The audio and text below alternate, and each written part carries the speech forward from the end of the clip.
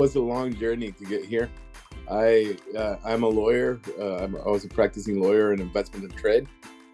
So I had been working on that for over 20 years, and I was also a teacher at university for about 20 years. So all of the preparation in my academics and my preparation in my private practice got me the nomination to become the ambassador to Australia. I am not a career diplomat. I was a political appointment by the president that trusted that I could increment the investment and trade between Australia and Guatemala. It's something that I have done and I feel really proud about. So, yeah, it does seem like it's a secret society sometimes, but in my case, I come from the outside world and from my own entrepreneurial attempts and failures and victories to come to where I am now. What did you study? Was there like because you were working in trade, but what was did you study economics? No, I'm a lawyer, and then later I got 2 master's degrees in commercial law and investment, and then I got a doctorate in philosophy of law.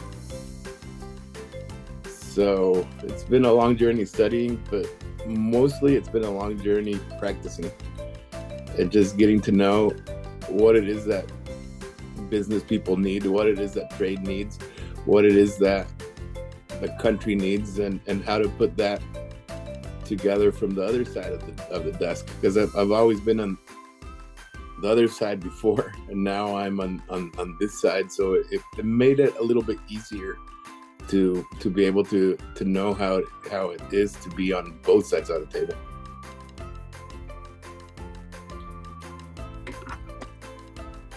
But you get your posting to Australia. Was this your first posting? This was my first posting.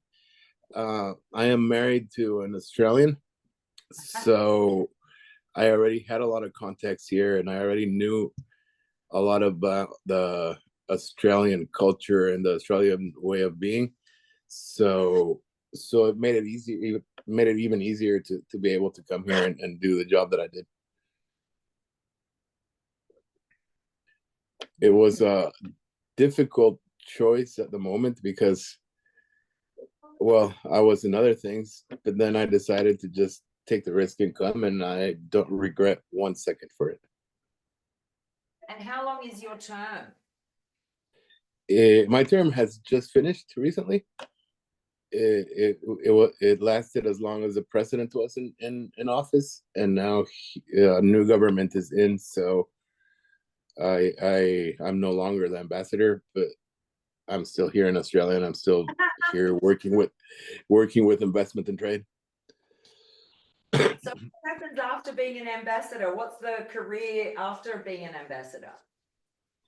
Well, I've had different offerings from 2 or 3 companies that are interested in investing in Guatemala and in Latin America. And just because we have different type of legal systems, Latin America is based on the Latin law and the French law, while Australia is based on the common law of the English. They have a hard time understanding us, and we have a hard time understanding Australians. So they need that person in between that can sort of explain to each side what's going on, and that's what I'm going to be doing now. Wow. And for Yeah, about being an ambassador, what would be the most exciting thing, or something that was surprised you that it was so exciting? There was many things that surprised me, and there were many things that excited me, but I think one of the best things about being an ambassador is the fact that you meet the best people at everything. You meet the best politicians, you meet the best sports people, you meet the best scientists, you meet the best artists, and basically everything that Australia has to offer to the world comes through you. So you meet a lot of interesting people and a lot of interesting careers while you're doing it. So it expands your minds in ways that I was not aware that could be expanded. Um, when you come from a legal background, you tend to only think legally. But then over here, I had to think about sports, about science, about Aborigines, about such an extensive list of topics that I had to be engaged with. They gave me a really good opportunity to learn about a lot of aspects of life and about a lot of things that just weren't in my panorama before. So yeah, that learning so much about so many topics is probably the biggest highlight about being an ambassador. Amazing. Okay, everyone, any questions for the ambassador of Guatemala or former ambassador of Guatemala whose term just ended, because all good things come to an end in the world. They do. But better things come when one closes down.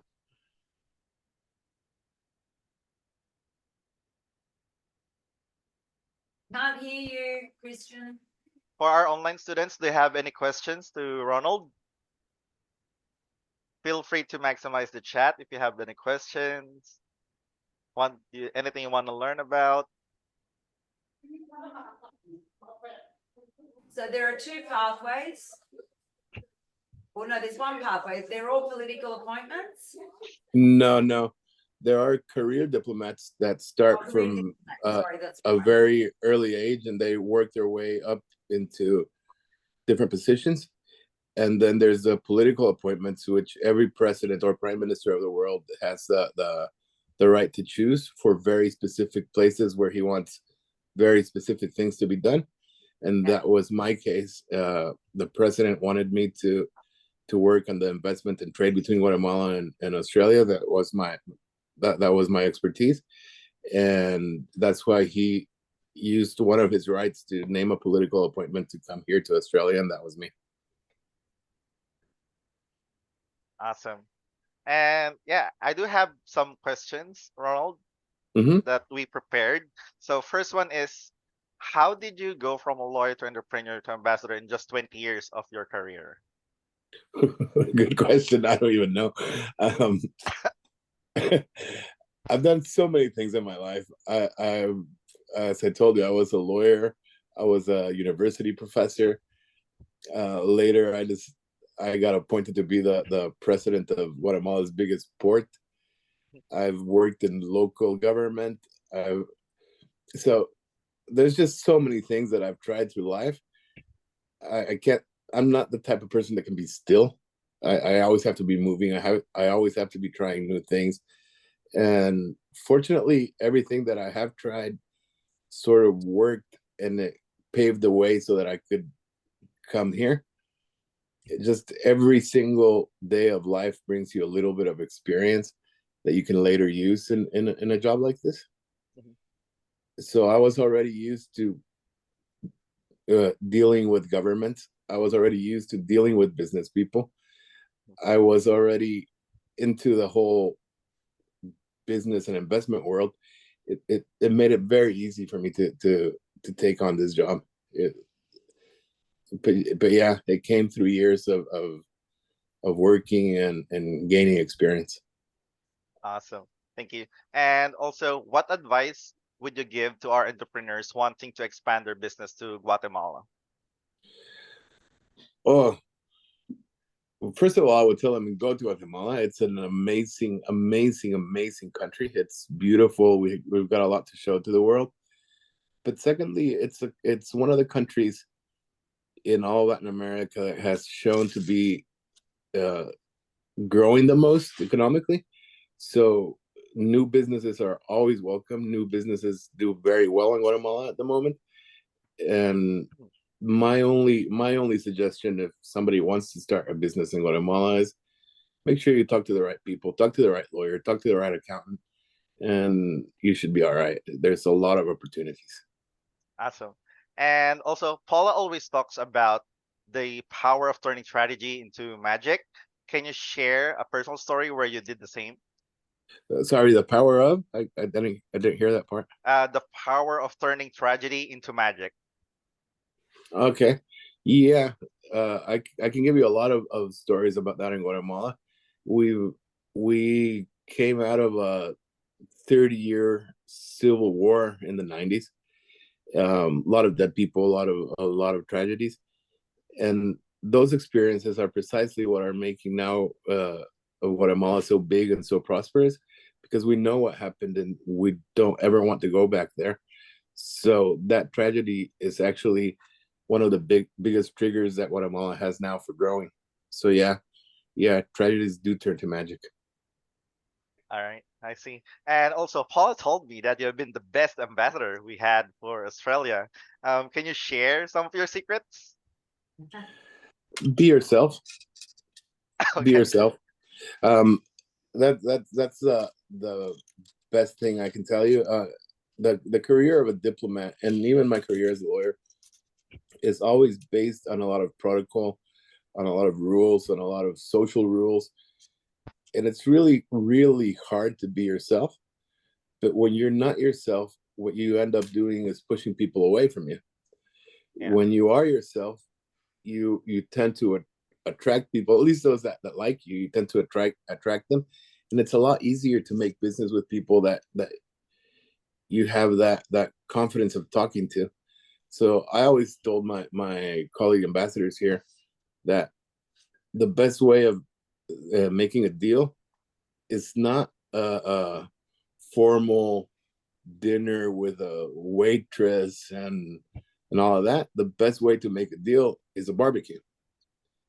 Mm. And if you're both wearing shorts, that's even better, because it just shows the true person that you are. And you can also see the true person that other person is. So it just makes it a whole lot easier to seal deals.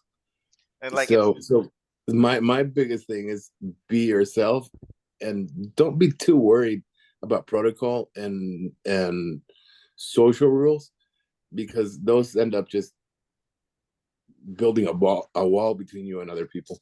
I think that's what happened to me yesterday when I called you. But yeah, that was a funny experience. But yeah, also, you are a leading example of charisma and networking. What tips do you have for our legends who are developing their network here in Australia right now? Tips for creating a network: Yes. go everywhere that you're invited, meet people. You're not going to like all of them, you're not going to do business with all of them, but you have to meet them. You have to meet everybody that you can possibly meet. Don't stay at home. Meet people. Just meet people, meet people, meet people. Because in this constant meeting of people, you find amazing people. Like I found Paula, for example, and now she's an honorary consul for Guatemala.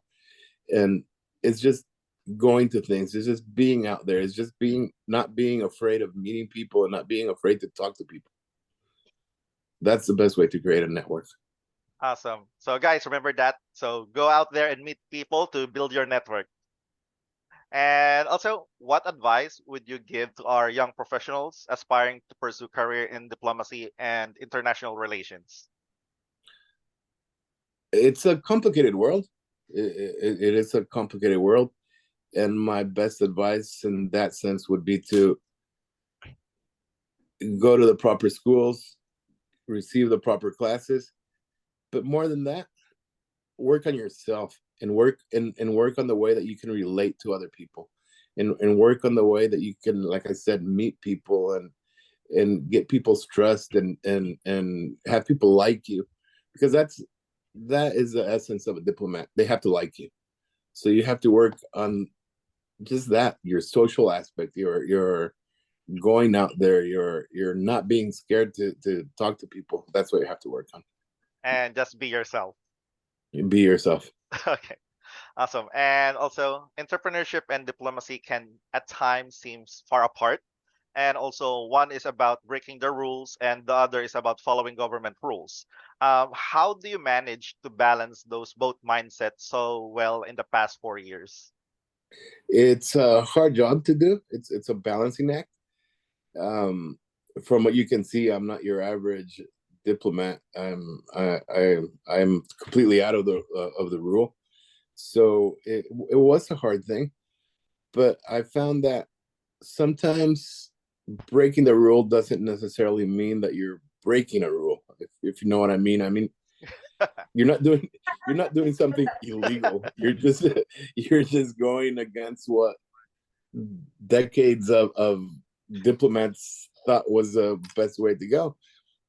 And then when you do it that way, you find out that you didn't do anything wrong, and quite the contrary, you are actually working better for your country by not following those protocols and things.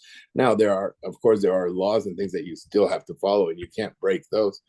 But the regular protocol, I found that it was easy to break, and I found that everybody that was in my way during those 4 years liked the fact that I broke them. And I think by breaking that protocol, I got way further than any other ambassador gets, because they're so uptight with those rules.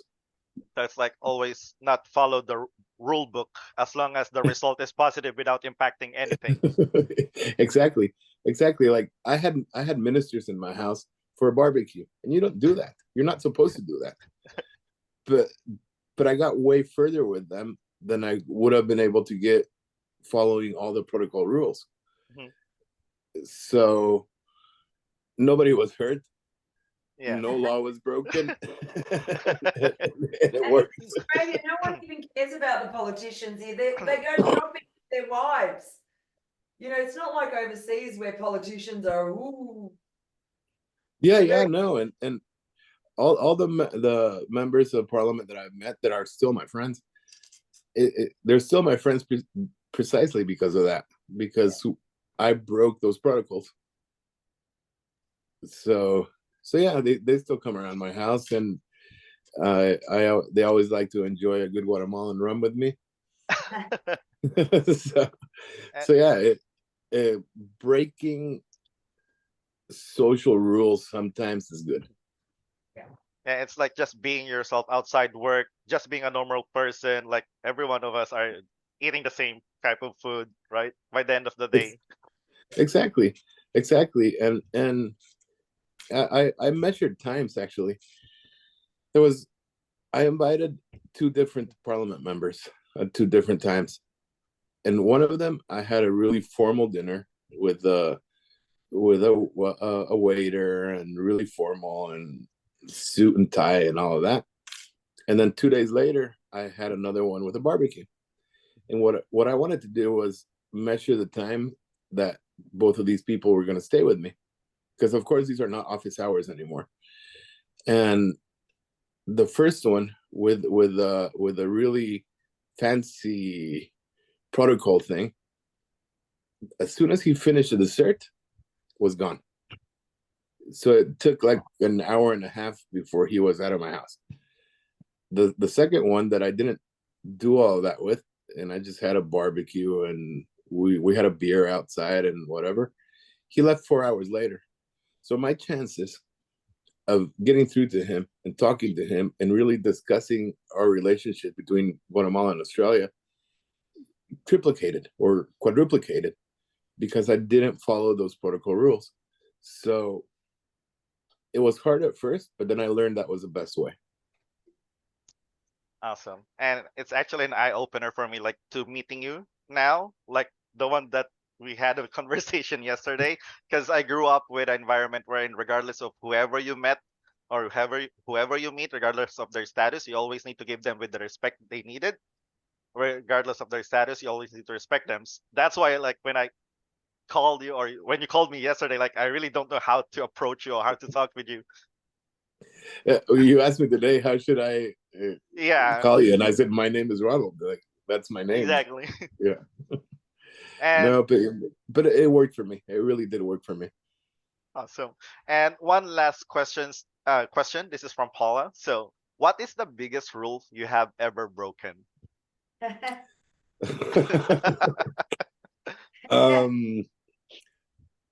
The biggest rule I have ever broken.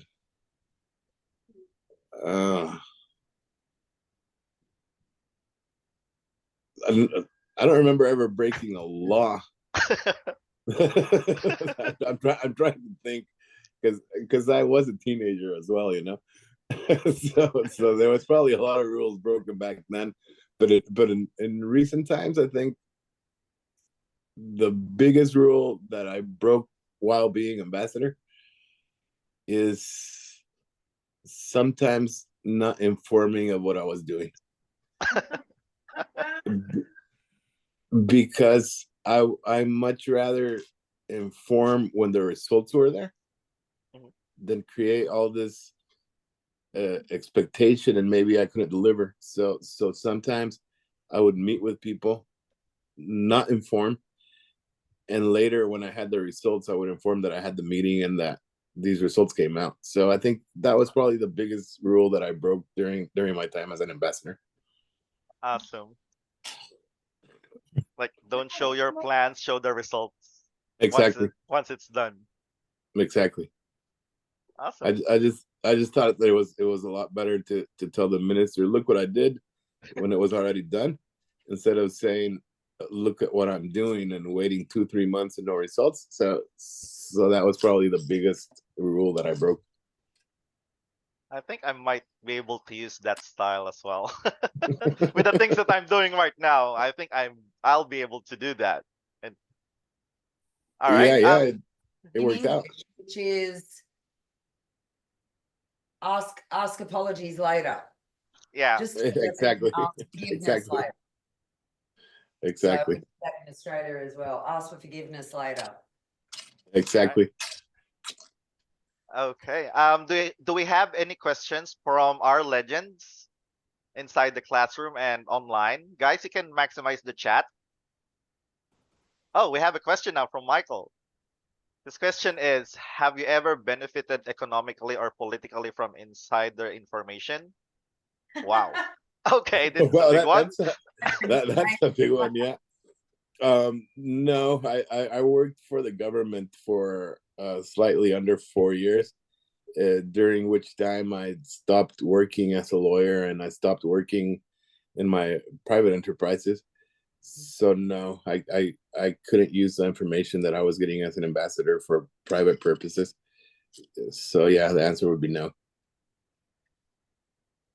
Thank you, Michael, for the question and for answering that, Ronald. Do we have any other questions from the online students? I haven't heard from Edwin, by the way. Edwin, do you have a question for Ronald? Well, I'm not Edwin, but I'm Eddie. How are you, Ronald? Thank you so much for your time here. Fellow Guatemalan here. I don't know if you can listen to me right now. I'm hearing we can you, hear you, Eddie. Amazing. Yeah, we met a year ago back in Sydney. We called fellow Guatemalan.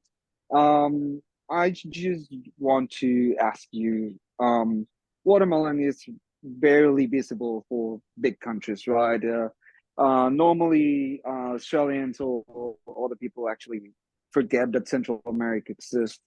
And same thing happens with small businesses, right? So people just go up your head and don't even notice that you are there. Even if you try to how do you say it, try to be yourself and being charismatic and trying to be there, right?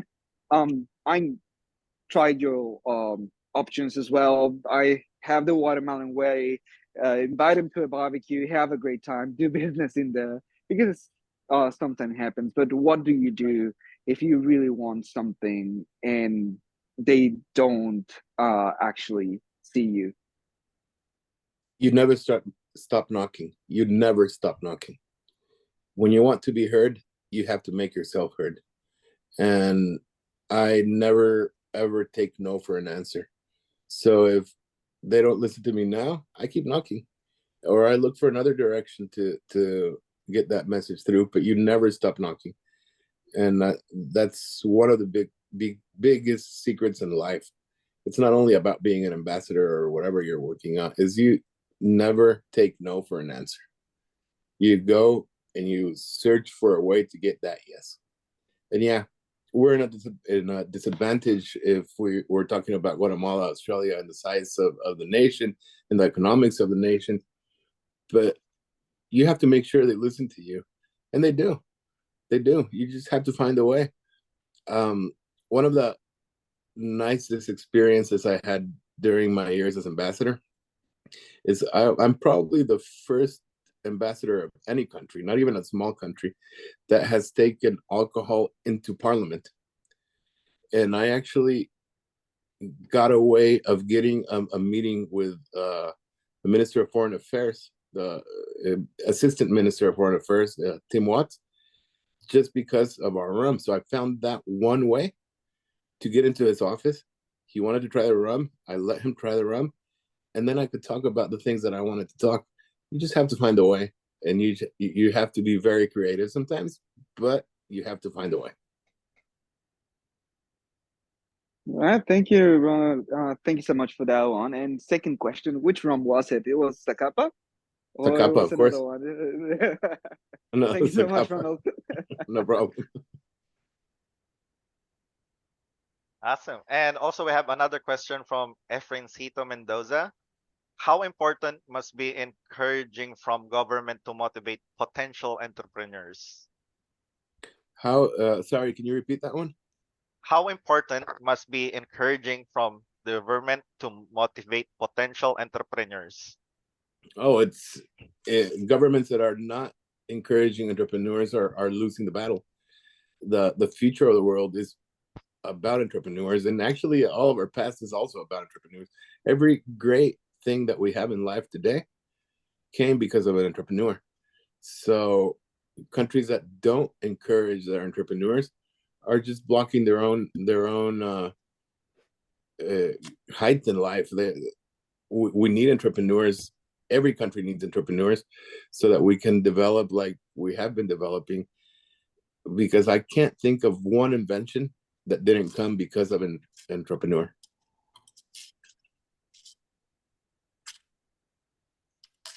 Awesome. What's a Do we have famous Guatemalan entrepreneur? Sorry? What's a famous Guatemalan entrepreneur? A famous Guatemala entrepreneur? I forget what it's called when you get into a website and it gives you like funny messages that you have to write.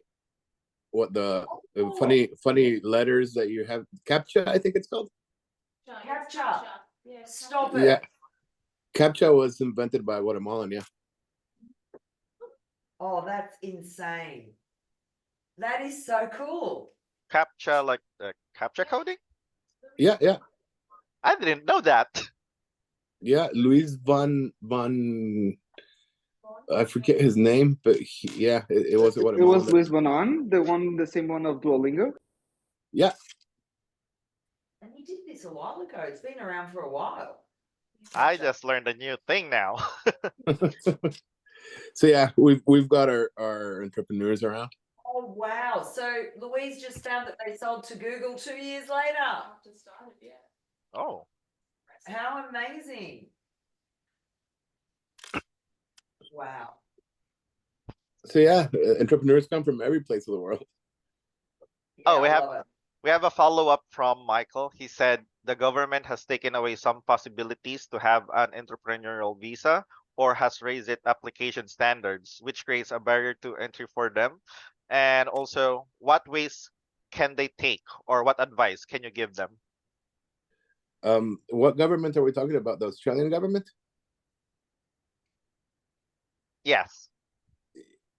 Yeah, I can't really advise too much on how to deal with Australian government because they have their own migration and their own rules, and there's not much that you can do more than apply with the requisites that they ask for.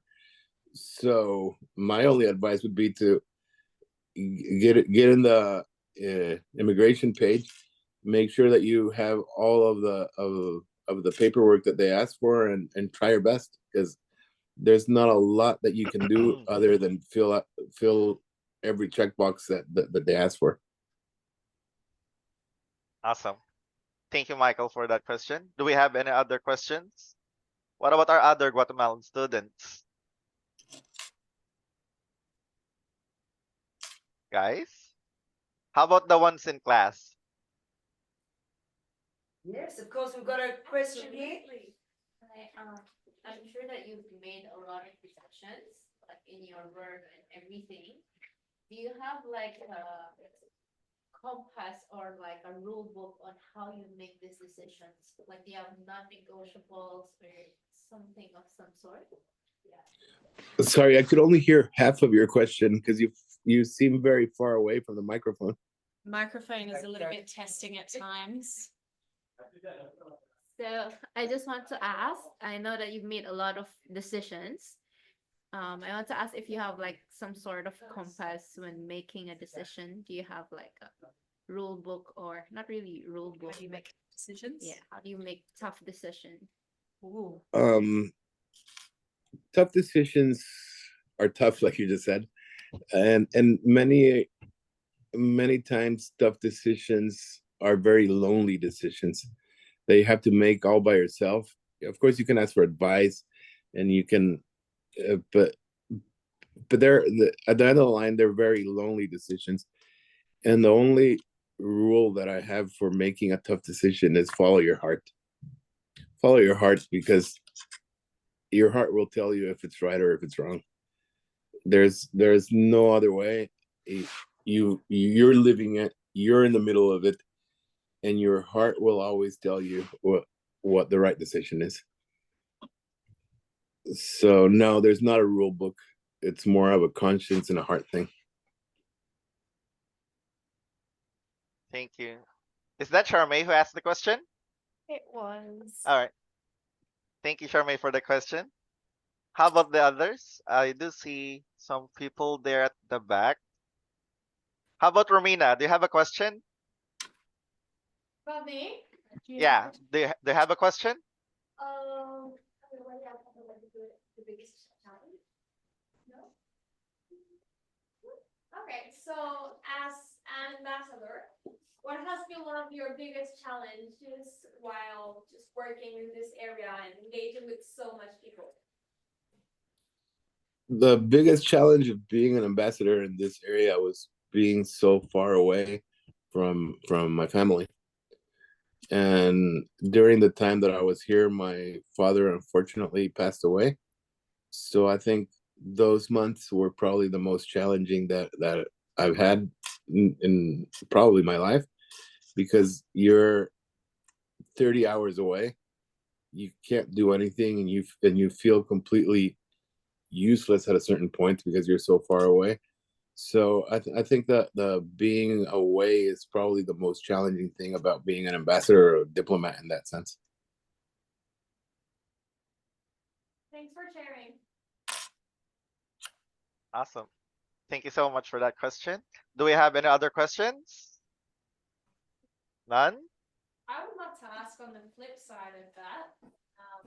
Big challenges and making tough decisions are incredibly important. Just to sort of switch the note, what's been the absolute best part of what you do? The best part of what I do? There's so many things that I could say, but I think the best part of what I do is the amount of people that you can meet, the amount of people that you can reach, and just